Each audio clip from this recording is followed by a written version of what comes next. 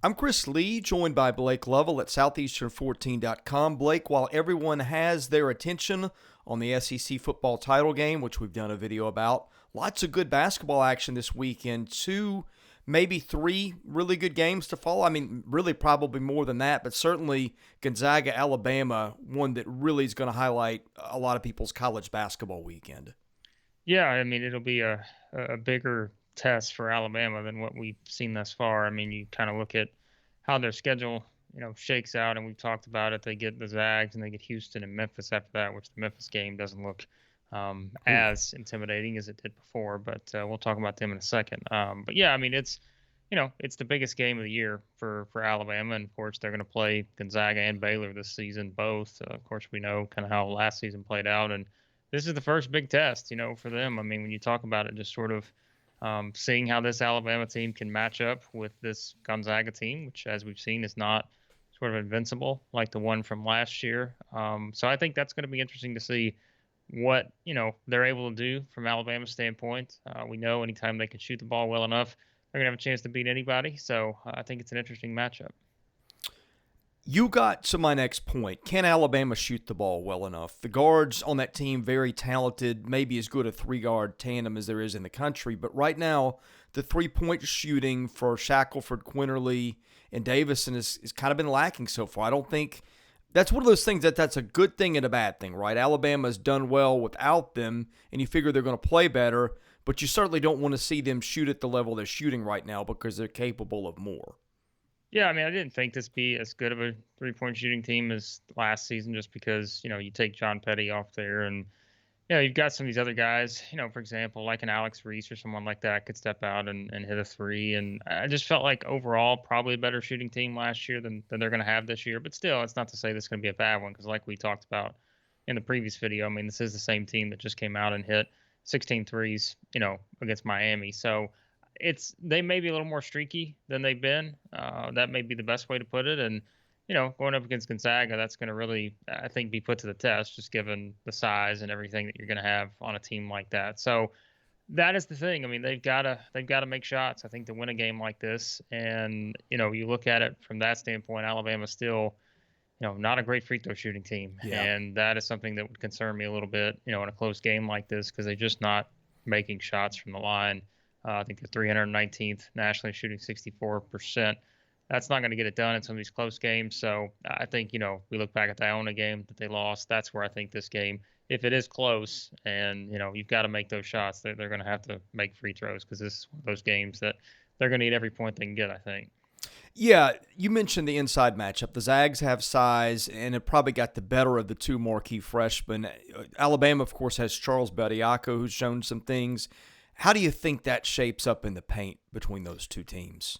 Yeah, I mean, it's an interesting matchup. We know with Drew Timme and Holmgren, those are just guys that you Yeah. talk about size. I mean, it's just, how do you prepare for a team like that has those two guys, doing what they can do? And I think that's going to be it, for Alabama. That's why I think you say they've got to make shots, because I think those two guys, thus far Alabama's been pretty good at getting, to the rim and making shots inside the perimeter too. But I think it's going to be a lot harder against a team like this. And so that's where you really gotta be able to, take advantage of some of those things. And I think, offensive rebounds, those kind of things probably be a little harder to come by in a game like this. But Alabama has been a decent team on that front. And again, do have size, like we've talked about. They do have, guys who can do that. And really overall, I mean, when you look at, Ellis and Gurley and Bediako and guys like that, I mean, that's a pretty lengthy group there. So they'll be able to match up, I think, pretty well with Gonzaga. But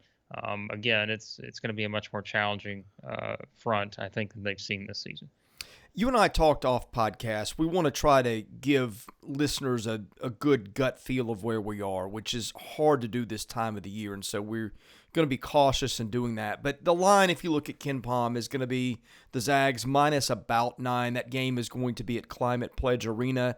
So it's going to be a semi-away game for Alabama. It's going to be in Gonzaga's home state, but not in its home arena. Any gut feel on how that game plays out on Saturday? Yeah, I mean, it's interesting because, Gonzaga beat Tarleton State by 9, earlier in the week. And it's like, wait a second, what? Like how Yeah. did that happen? And so you look at it from that standpoint, but I mean, that may have been one of those sort of, look ahead games that you look at something like that and Yeah.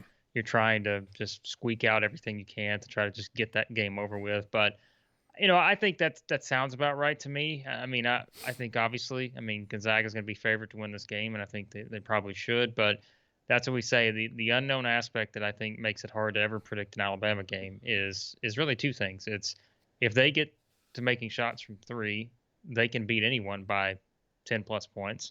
But if they're not, and let's say they're missing free throws and they're not getting those opportunities, Alabama could get beat by 15 plus in a game like this. So I think that's something that's really hard to know. I think it's just, can they get good enough shots and can they make those shots against this team? And if they can, I think they can win this game. But I think, right now, if you just look at it on paper, it's going to be challenging, I think, against a team like this. Tennessee is going to go to play a true road game at Colorado. Tad Boyle has just had some really good teams. Not great teams, but good teams since he's been there. The Vols have been a little bit up and down. Colorado is going to be about a 3-point underdog in this one, according to Ken Pom. Any sense of what to watch in this one and maybe where that one's headed? Yeah, I mean, I think Tennessee's a better team. It's probably not much of a surprise when you kind of look at Colorado at this point. I mean, this is not, he's had some pretty experienced teams there. I don't think this is one of those, just in terms of looking at their roster and such. And 302 in Ken Pom experience, by the way. Yeah, and I mean, I think, when you have a team like that when they lost McKinley Wright, who, just been the cornerstone for them for, several years. And this is just a different team, I think, without him.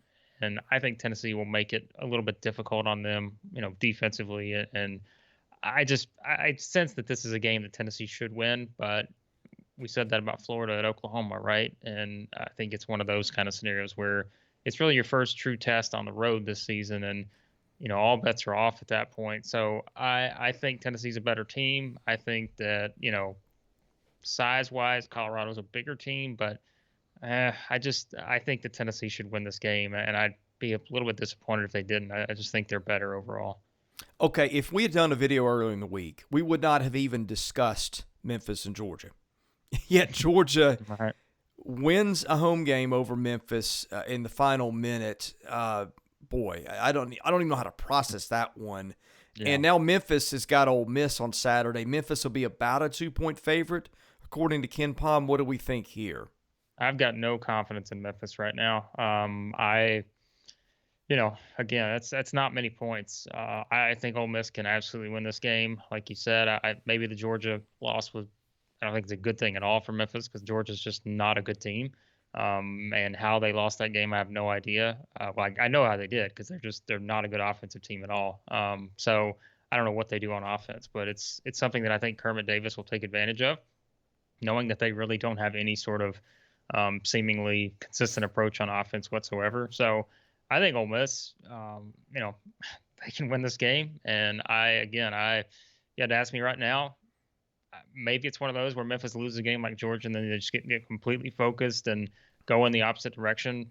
For some reason, I just don't think so. I think Ole Miss could really take advantage of a team that's kind of in turmoil right now. Losing to Iowa State the way they did, that could be, that's not a great team either. And then to lose to Georgia, this is a team that turns the ball over a lot. I think Ole Miss will make them pay for that. And I'd probably pick the Rebels right now. Vandy heading to SMU a 2-point underdog. Auburn hosting Yale about 16 points. These are all according to Ken Pom. Lines are not out as we've done this. And Arkansas about a 27-point home favorite against Little Rock. Any thoughts on any of those? Yeah, Auburn and Yale's somewhat interesting, I guess. Although, this isn't, this Yale team they're solid, but they're not great. I guess it's probably the best way to put it. They started the season with that, pretty nice win against UMass, but they've really just been pretty up and down. They've lost a lot of close games. So I think that Auburn should take care of business there. And really, when you look at the rest of them, like you said, it's one of those. I think Vanderbilt's always interesting at this point, just to kind of see how they match up with a team like SMU, and you kind of know what you're getting from a Tim Jankovich team. They're not easy to prepare for, and they've got a little momentum right now. So that's another one that's interesting. Arkansas just keeps on winning, and they should be able to do that, I think, in this one too. Yeah, James Jones has had some competitive teams at Yale. The Tigers looked pretty good the other night when I watched them play. Walker Kessler's really starting to come into his own as a defensive guy and as a scoring guy underneath, which we wondered about. So that one will be interesting to watch because Yale is not a walk in the park. I mean, if you really follow college basketball, you know that. But if you don't, you might look past that one a little bit. But Yale, I don't know if this team has got the chance to do it, although they are 110 in experience, which isn't bad. But just so people know, that may not be the pushover game that you might think it is off the bat. Well, and winning at Auburn is never a good, easy thing either, as we talked about. That's one of the best home court environments in the country. So, yeah, I think that'll be a challenge for Yale. We've got a special deal for our listeners over at Action 24/7. Give out the promo code if people want to take advantage for that, because I think you match up to $800 if you deposit there and use our promo code. Yeah, South 14. We can put the link to the in our description in the video. So yeah, just use that promo code South 14, and you can get a nice little match on your deposits, and you can bet on some of these games. Like I said, stay away from a couple of these, but if you're feeling a little frisky on some of these, maybe Ole Miss over Memphis, but that's an interesting one. I mean, Alabama Gonzaga, like I said, that's a hard one. I'd stay away from that just because I just don't know what to expect in that one. Any other parting thoughts on SEC hoops as we go into the weekend? No, I think our power rankings will look a little bit different next week. As we said, Florida loses and Tennessee wins. Maybe Tennessee vaults to the top. We'll see. All right, he's Blake Lovell. I'm Chris Lee. Thanks for watching us here at Southeastern 14. We'll have a lot of videos coming up here during the college basketball season.